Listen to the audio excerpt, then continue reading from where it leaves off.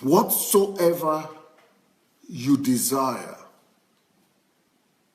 will definitely come to pass if you are not afraid of starting from nothing. The best place to start is to start from nothing. So let's assume right now that you alone, you don't have a wife, you don't have a daughter, you don't have a son, you don't have a husband, you don't have anything. You don't even have $1 to your name. You don't even have $1 to your name. So what do?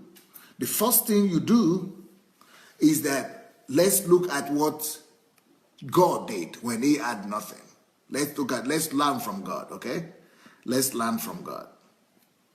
Genesis chapter 1, verse 1.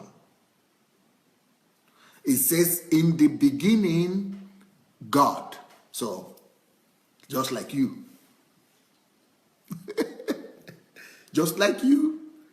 God also had nothing in the beginning. Just in the beginning, him. Just like you.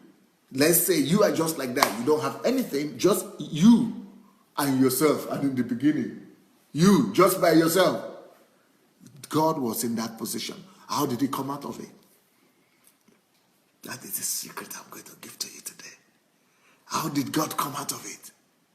What is the process of creation? What is the process of making something come out of nothing? The first law, if you are having nothing, it's a compliment. If you have nothing, it's a compliment. Everything that God did started with nothing. God also started with nothing. So the first thing you should know that if you have nothing, you are in God's place. You are in the place of God. You are in God's position. So compliment yourself. Praise yourself. It's a good place to be. I am in the same place where God was. That's number one thing you must know. Number two thing you must know is when you have nothing, you say in the beginning, God. In the beginning, God. In the beginning, God. What does that tell you? It tells you that when you have nothing, God is always there. When you have nothing, when you don't see anything, when you don't have money, when you don't have people, when you don't have contacts, when you don't have connections, when you don't have anything, when you don't have resources, in the beginning, God.